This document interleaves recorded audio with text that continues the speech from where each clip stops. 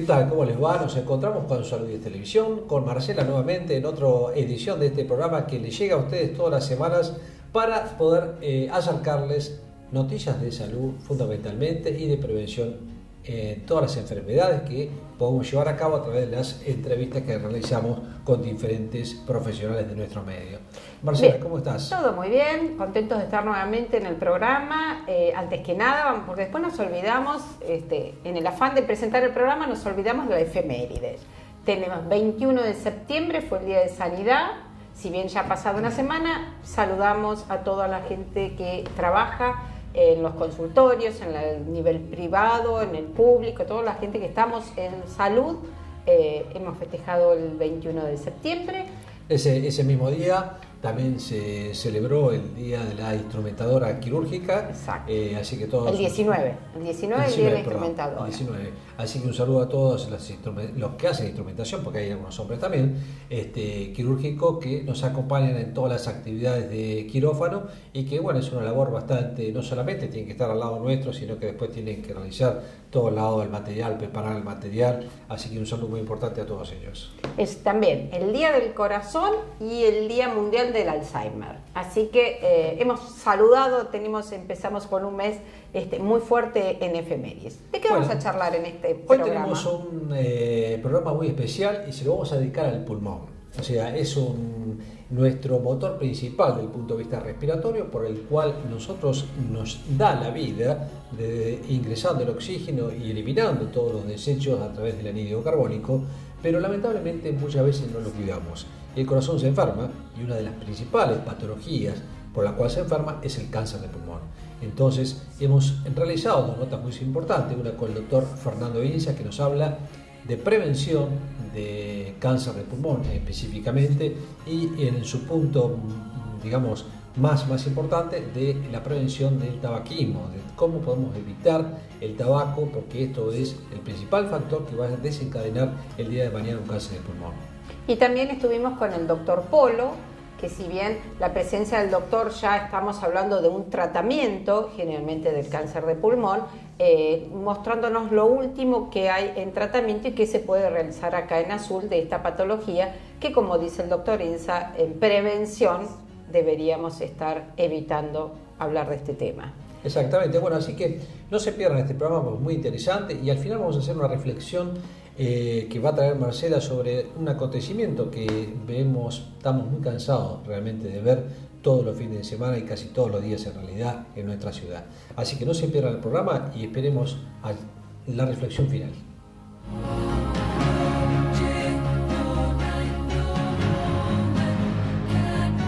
Hoy vamos a hablar de un tema oncológico, pero fundamentalmente vamos a encarar la parte inicial sobre cómo prevenir a veces algunas enfermedades oncológicas. Si bien sabemos que muchos cánceres no se pueden llegar a prevenir, pero podemos hacer algunas cosas para tratar de que esto se evite. Y por supuesto cómo poder hacer el diagnóstico, que es lo más importante, y a veces no tener miedo cuando aparecen algunos síntomas que uno siempre dice, bueno, a ver, tengo miedo que tenga tal cosa, que tenga un cáncer. Es mucho más saludable tratar de descubrir las cosas lo más inicial posible, porque la curación va a ser mucho más factible. Hoy invitamos al doctor Fernando Inza, que es especialista en neumología, lo hemos tenido en otras oportunidades en nuestro programa, pero hoy a Fernando lo vamos a aprovechar, esa es la palabra, un poco para que nos explique cómo podemos prevenir el cáncer de pulmón.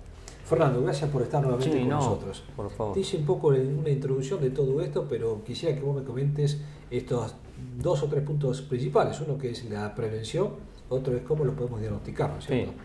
Sí, el cáncer de pulmón, la gran mayoría, más del 80%, el responsable es el tabaco. El tabaco a través de distintas sustancias cancerígenas, nitrosamina, benceno, cromo, polonio, bueno, hay 40 sustancias que en cada cigarrillo que son cancerígenas y fundamentalmente es la causa principal. Por lo tanto, la prevención sin duda constituye dejar de fumar a tiempo. Generalmente después que se deja de fumar, un fumador regular de 20 cigarrillos por día durante 20 años, hay 10 años más de riesgo. Entonces cuanto antes se toma la decisión, el riesgo se va achicando gradualmente. Hay otros motivos de cáncer de pulmón, pero me quedé, son... perdón, me quedé con Sí. eso de 40 tóxicos potencialmente Sí. oncológicos que pueden producir enfermedad oncológica. Sí, ¿no? sí. Porque la macana con el cigarrillo es que desde el vamos hay cierta cantidad de sustancias cancerígenas, pero en la medida que se va consumiendo el cigarrillo, Sí. por una cuestión de pirosíntesis, se llama así, en la medida, por ejemplo, en la punta de la brasa hay 800 grados centígrados y 3 milímetros para atrás hay 200 grados centígrados. Ese gran cambio de temperatura hace la pirosíntesis, o sea, se van fabricando sustancias tóxicas nuevas en la medida que se va consumiendo. Como una reacción de cadena, digamos. Exacto. Sí. En la medida, bueno, cuando terminó el consumo de ese cigarrillo se metieron adentro 40 sustancias con potencial cancerígeno. Por eso cuando decía no, fumar con filtro, que esto, que el otro, no cambia mucho, porque ¿qué le filtras? La nicotina y el alquitrán, pero te metes adentro El resto de el tóxicos. resto. O sea que la decisión es fumo o no fumo, es cuantitativo, es acumulativo, y cuanto antes se deje de fumar, mejor, porque es la principal causa de llegar al cáncer de pulmón. Hay otras sustancias, pero es menos frecuente. Por ejemplo, el actor, no sé si te acordás, Steve McQueen, murió de cáncer de pulmón, pero porque desarmaba mampara de los barcos en la guerra de Vietnam, y que tenía mucho amianto. Y el amianto es una sustancia cancerígena, pero son hechos muy puntuales. aislados, También la combustión de los motores, la radioactividad, los rayos, también puede ser motivo. Pero si vos agarrás 100 cáncer de pulmón, 80 son culpa del cigarrillo. Entonces la prevención va por el tema de la cesación tabáquica a tiempo, oportuna. Es cierto que hay gente que no ha fumado que puede tener cáncer de pulmón, pero la relación del que tuvo que fumó y tuvo cáncer de pulmón es mucho más alta que aquel que nunca probó un cigarrillo. Sí, ¿no? por eso. El mayor peso epidemiológico lo tiene el tabaco. Y ahora tenemos el fumador pasivo también, y afortunadamente hay las campañas que se vienen haciendo a favor, en contra, mejor dicho, del cigarrillo, han favorecido que no haya tantos fumadores pasivos, Sí. al evitar que no se fume Sí, en lugares... sí. Se logró desde una época que casi llegábamos al 35-40% de consumo, cuando yo recién empecé a ejercer acá en la especialidad, y ahora se bajó bastante a 25 más o menos. Pero todavía hay núcleos duros que hay bastante para trabajar. Y lo que vos bien dijiste hace un ratito, ojo con el tabaco pasivo, que también tiene influencia, no en la misma magnitud que el fumador, pero tiene influencia.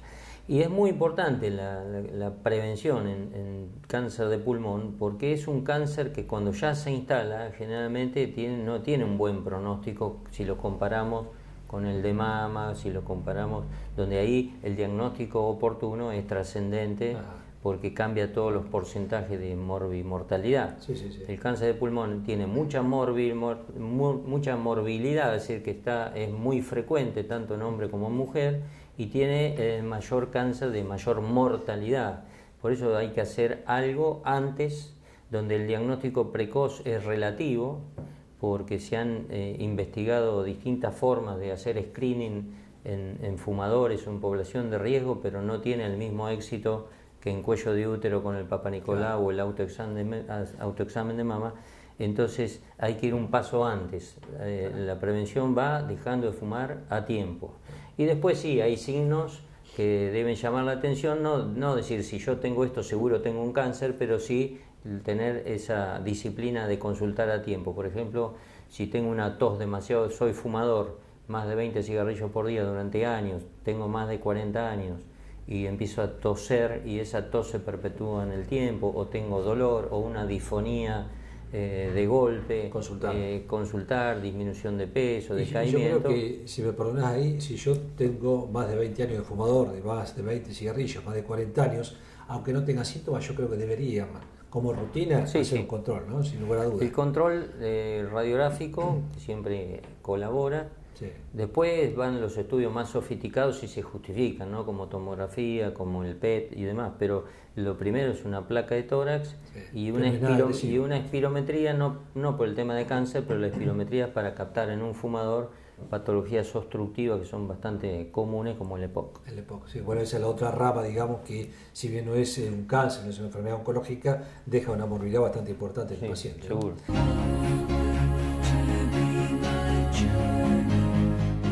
Y el gran problema del cáncer de pulmón es que Si bien se ha avanzado mucho en terapéutica, en estadios 1 y 2 tienen un porcentaje a 5 años muy aceptable de sobrevida, pero la gran mayoría no consulta en estadio 1 o 2. La gran mayoría consulta en estadio 3, donde ahí los porcentajes a 5 años son menos convenientes, que creo que se anda en un 16% a 5 años. Sí, sí. Entonces el tema es consultar lo más precozmente posible porque el éxito terapéutico cambia notablemente. Y fundamentalmente la prevención, como decís vos, que es el pilar de todo esto, ¿no? Sí, sí. Se ha hablado, esto, uno a veces lo ve en las redes sociales, de la vacuna contra el cáncer de pulmón. ¿Esto es cierto? Sí, ha habido intentos, pero no creo que están en etapas todavía experimentales.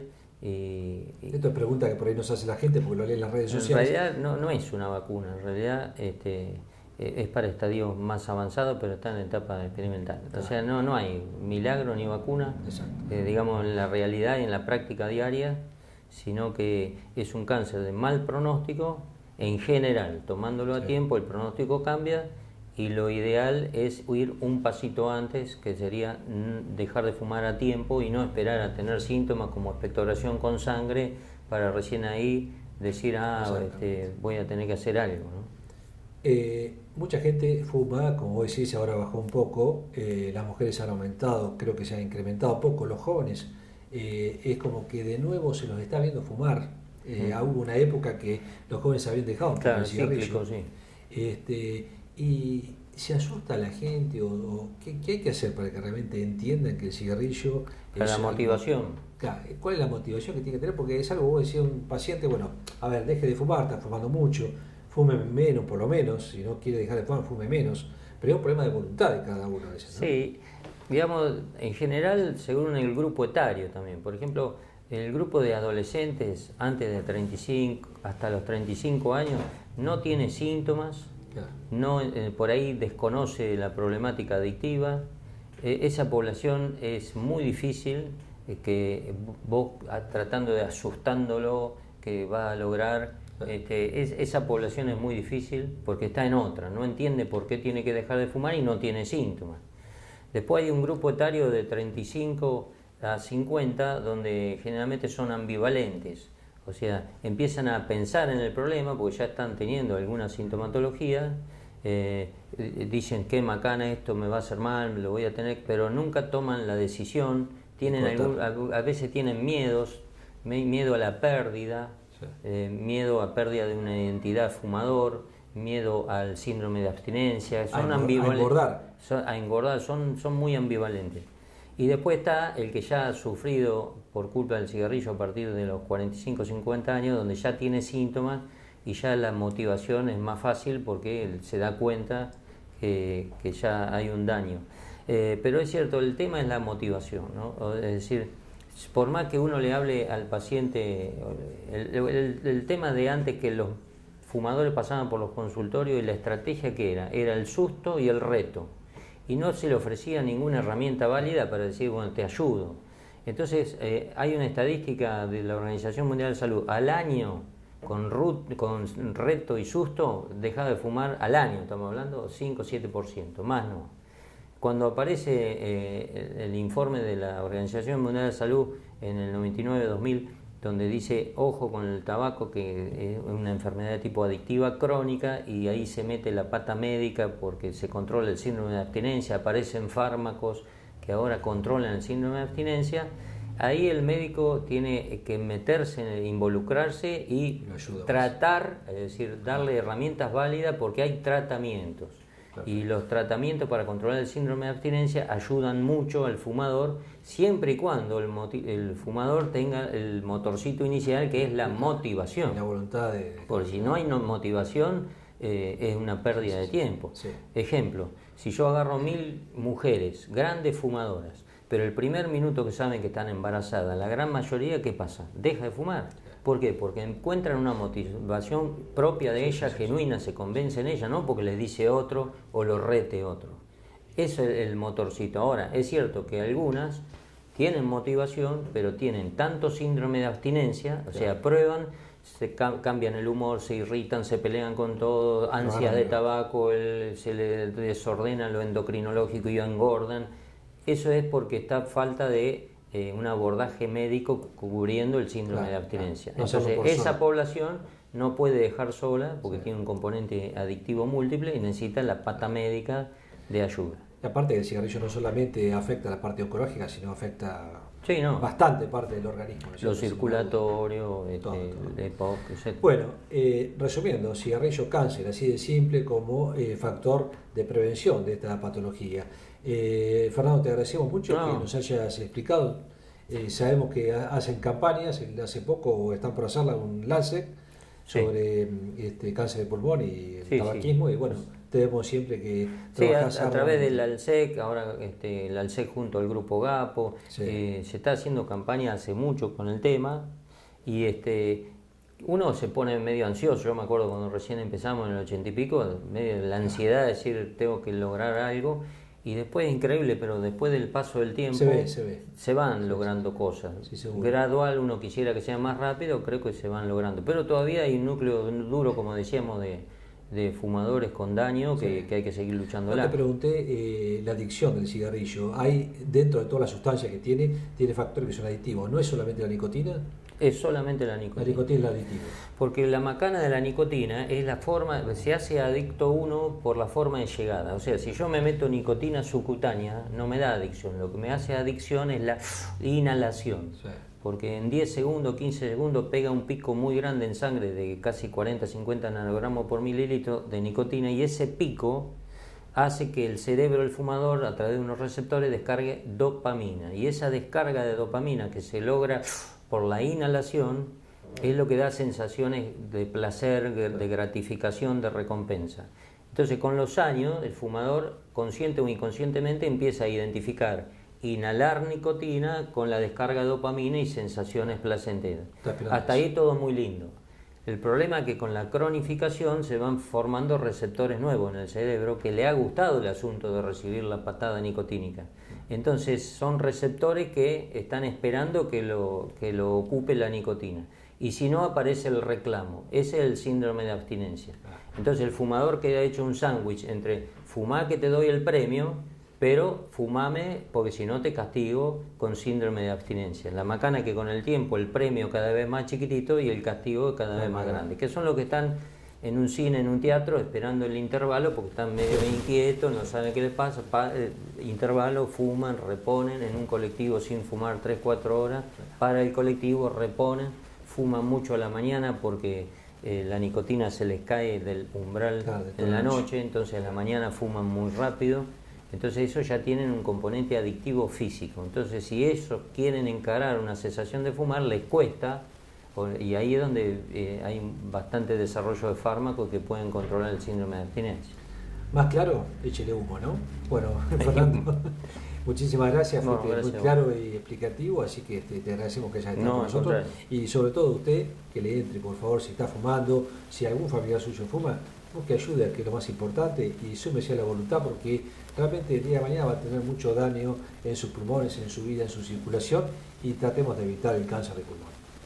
El intercambio de gases que ocurre durante la respiración es esencial para lograr la oxidación completa de los alimentos y obtener energía para el resto de los procesos corporales. Esta es la principal función del sistema respiratorio, el cual está constituido por las fosas nasales, la faringe, la laringe, la tráquea, los bronquios y los pulmones.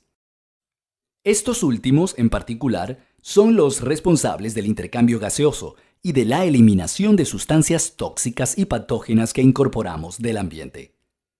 Los pulmones son órganos pares que se ubican en la caja torácica, protegidos por las costillas y separados de estas mediante una pleura o capa de tejido conectivo.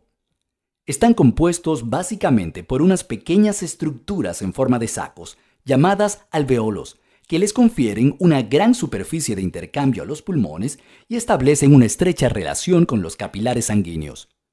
Por su parte, el diafragma es un músculo transversal que separa la cavidad torácica de la abdominal y se encarga de distender los pulmones, aumentando su capacidad hasta unos 4.000 a 6.000 centímetros cúbicos.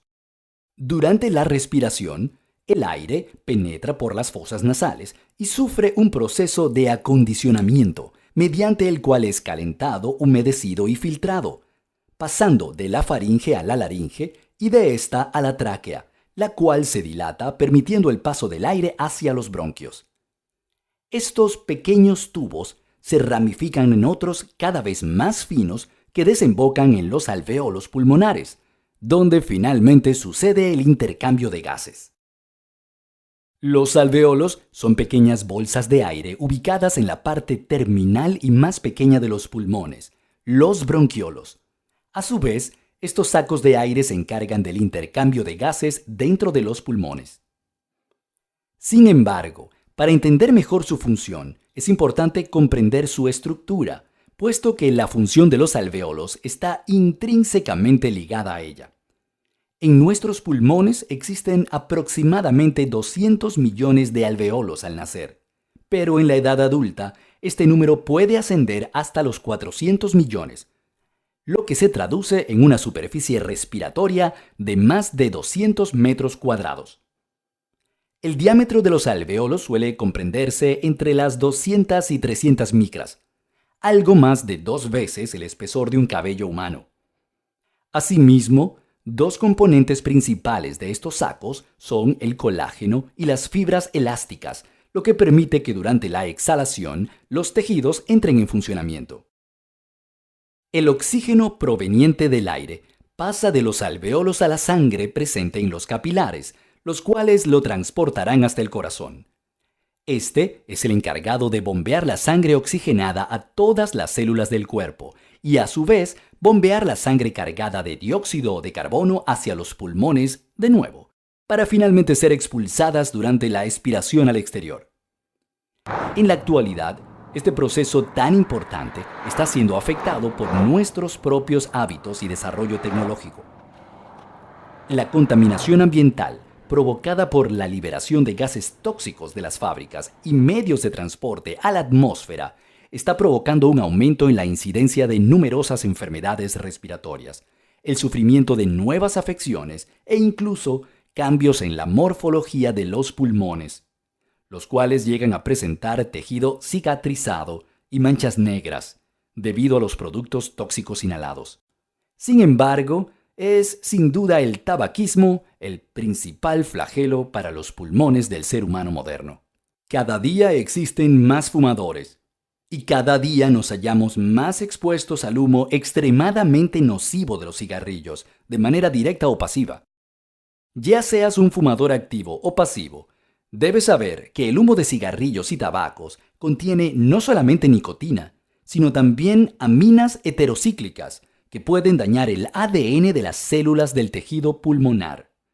Esto, unido a la inflamación que provoca, favorece la aparición y proliferación de células cancerígenas, así como el desarrollo de vasos sanguíneos que alimentarán el tumor. Evitando fumar, disminuirás en un 80% las probabilidades de que sufras cáncer de pulmón, boca, garganta y esófago, así como numerosas enfermedades respiratorias. Cuida tus pulmones, realizando ejercicios de respiración. Aléjate de sustancias químicas nocivas e incrementa tu consumo de frutas y vegetales. Correr, nadar y montar bicicleta te ayudarán a fortalecer tus músculos y desarrollar la capacidad pulmonar. Rodéate de aire puro y respira profundamente. Tus pulmones te lo agradecerán.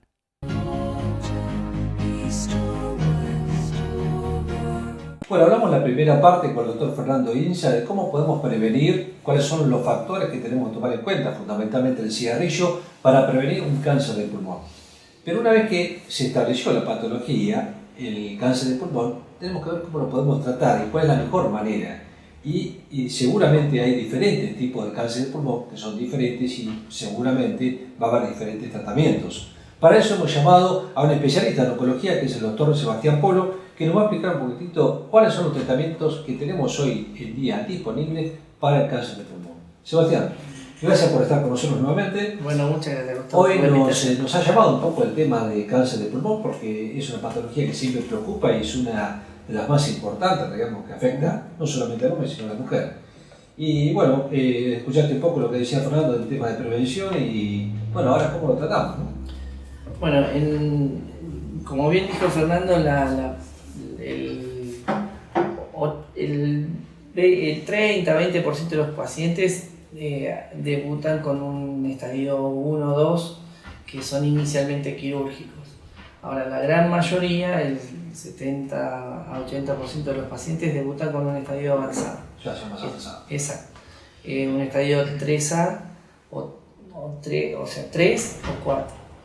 Los cuales no son inicialmente quirúrgicos.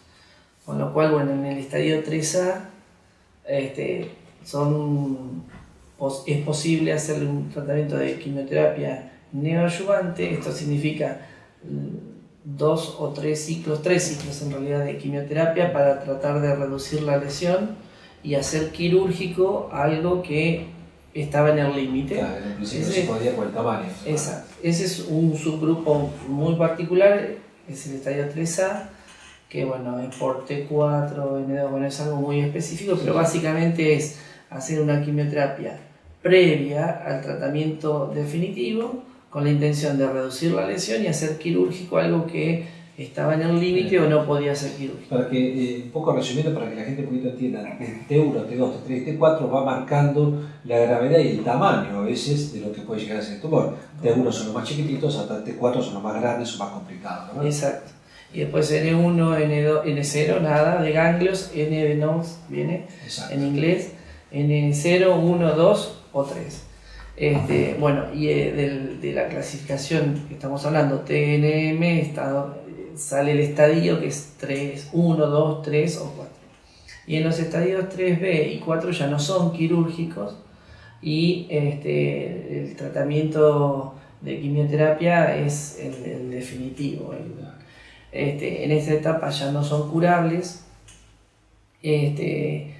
Y respecto, por ejemplo, a los pacientes que fueron quirúrgicos y se operaron, existe la posibilidad desde hace unos años,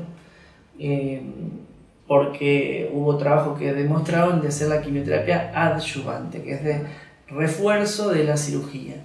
La quimioterapia adyuvante en cáncer de pulmón es mucho más reciente.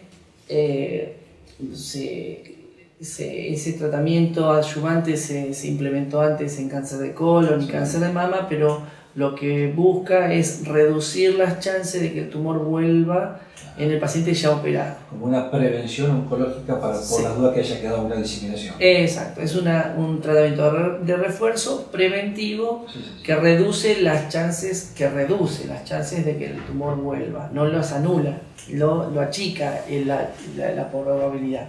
Hay a veces tumores que no son únicos, que pueden ser 2 o 3 focos, digamos, tumorales en el pulmón o más incluso. Eso ya son de 3, de 4, ¿verdad? Son avanzados. Dependiendo de dónde se ubique. Si están en el mismo pulmón, es quirúrgico, aunque sea, porque haciendo una neumonectomía se abarca el nódulo primario y la metástasis en un lóbulo del mismo lado. Ahora, cuando es contralateral ya no es quirúrgico. Así que eso hace a la clasificación TNM. Bueno, después el tratamiento adyuvante, que ya lo hablamos. El neoadyuvante, que también lo hablamos, es antes del tratamiento definitivo, que sería la cirugía. La radioterapia, en unos trabajos de meta-análisis, no demostró ser de beneficio posterior a la cirugía, porque se hacía en algún tiempo la radioterapia, pero como son pacientes generalmente tabaquistas, generalmente ya tienen una función pulmonar disminuida, después pierden al menos un lóbulo de pulmón para operarse, o capaz que todo el pulmón, y a eso le sumamos la radiación que fibrosa parte del parénquima pulmonar remanente. Les queda muy poca capacidad respiratoria. Entonces demostró ser deleterio, o sea, peor hacer radioterapia adyuvante de refuerzo de la cirugía que nada. En cambio, la quimioterapia sí, con el tiempo demostró ser de beneficio. Y en los pacientes avanzados después se abre desde el año... Perdón, un poquito antes de seguir al avanzado. Sí, ¿cómo no? ¿Cómo hacemos el diagnóstico de que el paciente tiene un cáncer de pulmón? ¿Es solamente radiológico, con placas? No. El diagnóstico debe ser histológico, en definitiva. Por fibrobroncoscopía, por videotoracoscopía y biopsia, o por punción de un nódulo periférico guiado por tomografía, uno debe sacar una biopsia, tener el diagnóstico de certeza, y una vez con el diagnóstico uno hace la estadificación, que es ver cuánto es el avance del tumor, si hay ganglios comprometidos en el mediastino. Para esto se hacen tomografías, resonancia del cerebro, para ver si hay una extensión a nivel cerebral, y hay un estudio muy avanzado que se llama PET-TC, que evidencia lesiones, ganglios pequeños mediastinales, como para estadificarlo. Y también un procedimiento que es difícil, que es la mediastinoscopía, pero que idealmente hay que hacerlo. Lo que ocurre es que no es común, no en muchos lugares se hace.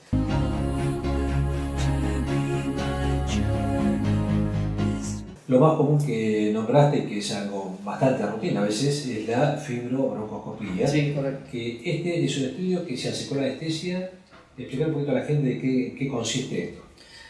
Bueno, como ahí nosotros decimos los números raros, ¿viste? La gente dice, ¿qué dijo? No entienden nada. Es un procedimiento invasivo, que es una manguerita que se introduce por la tráquea. Se hace con anestesia, una sedación. Sedación, sí. Y se miran los árboles bronquiales, derecho e izquierdo, si el tumor se trata de evidenciar o de llegar hasta la lesión, se ve si la lesión compromete la carina, que es donde se bifurca la tráquea en los dos bronquiofuentes, o a qué distancia.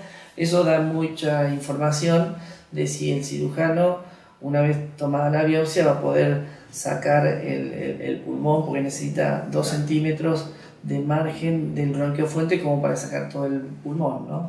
Y también se usan los lavados bronquiales, ¿no? Sí, como para rescatar alguna célula neoplásica, sí. Bueno, te saqué de las lesiones que me dijiste que eran más importantes, porque quería un poco hablar del diagnóstico, porque nos fuimos al tratamiento, por ahí sí mencionó mucho el diagnóstico y me pareció para aclararlo un poquitito. Vamos a hablar un poco de los estadios más avanzados, que venías comentando. Bueno, por ahí hago un poco breve historia. Cuando yo era residente entre el año 95 y 2000, había un solo esquema de quimioterapia en ese momento, que era el cisplatino con el etoposído, y rápidamente se fueron en ese quinquenio. Esos 5 años aparecieron el paclitaxel, el docetaxel, la gemcitabina y el vinorelbine. Eso a partir de en el año 2001, me acuerdo, se presentaron un trabajo que los comparaba y demostró que cualquier duplete con platino eran equivalentes, o sea, hacer cisplatino con docetaxel, cisplatino con gemcitabina, cisplatino con paclitaxel o cisplatino con vinorelbine eran iguales. Uno elige por ahí una droga u otra según el paciente, el perfil de toxicidad que cada paciente elija. Exacto.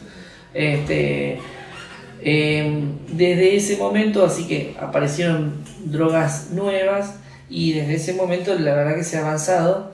Si bien no se cura, eso, o sea, curación se logra en los estadios 1 y 2, pero si bien no se cura, hay una mucha mayor respuesta. Es más, en el año 98, 95, todavía se cuestionaba si se debía hacer quimioterapia o no, y ahora estamos a esta altura. Se mejora la calidad de vida, se mejora la expectativa de vida, y hay terapias de tercera línea, o sea, se hace un esquema de tratamiento durante varios meses, se ve la respuesta, se hace en segunda línea y hasta tercera línea de quimioterapia cuando responde. Y analiza. Después también, desde hace unos años a la fecha, esto es mucho más reciente, de hace 2 o 3 años a la fecha, empezaron los tratamientos de mantenimiento. Antes se hacían 6 ciclos, ahora se hacen 4, de quimioterapia y después se deja al paciente con un tratamiento con una sola droga de mantenimiento, que es menos tóxico. Y entonces el paciente cronifica la enfermedad. A la progresión tiene una segunda línea de tratamiento y hasta una tercera línea. Y con el tiempo, antes era lo mismo, carcinoma epidermoide, porque bueno, el tumor de pulmón se divide en pequeñas células, no pequeñas células, y dentro de no pequeñas células, adenocarcinoma y carcinoma epidermoide. Antes eran tipos de tumor, y antes era lo mismo. Y ahora, con el tiempo, se ha ido subclasificando y haciendo test genéticos de esos tumores para evaluar la respuesta. Por ejemplo, ahora, esto es todo nuevísimo. Se hace testeo de el epidermal growth factor, el EGFR, el ALK, y ahora muy recientemente otros genes que nos hablan de que cada tumor puede responder a una terapia diferente. Entonces, antes se trataba como si fuera un escopetazo, todo igual. Y ahora son los que se llaman terapias dirigidas y terapias personalizadas. Dirigidas a una mutación especial.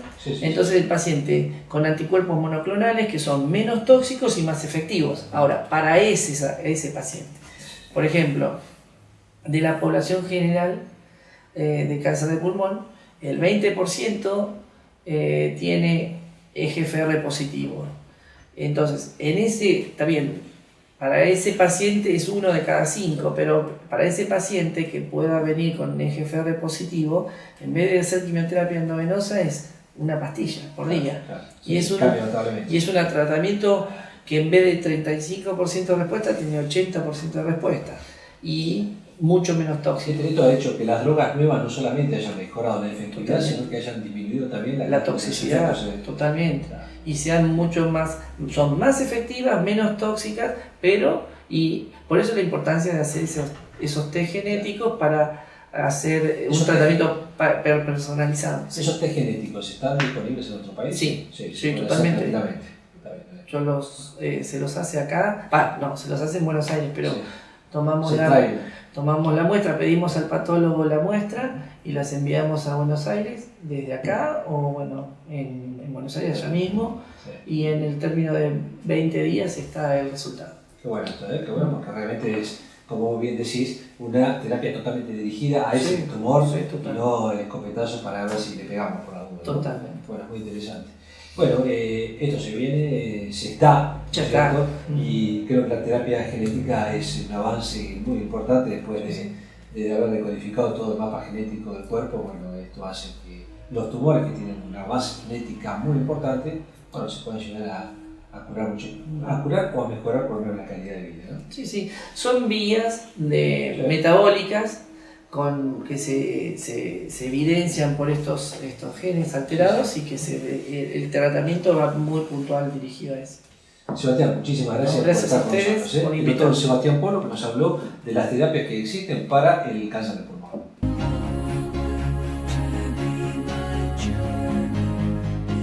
Bien, llegamos al final del programa, un programa fuerte por un tema que realmente nos apena a aquellos que están con esta problemática, muchos habiendo hecho en el transcurso de la vida mucho para merecerlo, a veces en el hecho de no hacemos prevención de este cáncer, aquellos que hemos fumado, que hemos dejado de fumar, y aquellos que siguen fumando, realmente una patología que importante en cuanto a la incidencia, ¿verdad? Y algo tan pequeño como es el cigarrillo, que tiene tantos factores adictivos, y específicamente la nicotina, como lo decía el doctor Insa, que llevan a que las personas no puedan dejar realmente este elemento que es tan nocivo para la salud, y que muchas veces terminamos en una de las patologías más importantes de daño que le pueden provocar al ser humano, que es el cáncer.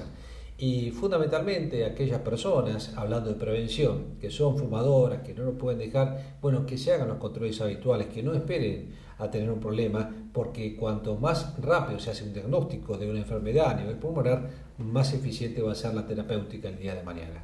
Así que bueno, un tema fuerte, pero bueno, que hay que tratarlo. Nuestra misión es prevención y promoción de la salud, así que era un tema que teníamos que charlar. Y como les dijimos en la presentación, quiero hacer un poco de catarsis y reflexión con algo que sucede todos los fines de semana en nuestra costanera. No solamente nos sometemos a los ruidos molestos que provocan los autos y las motos, sino al problema de la limpieza.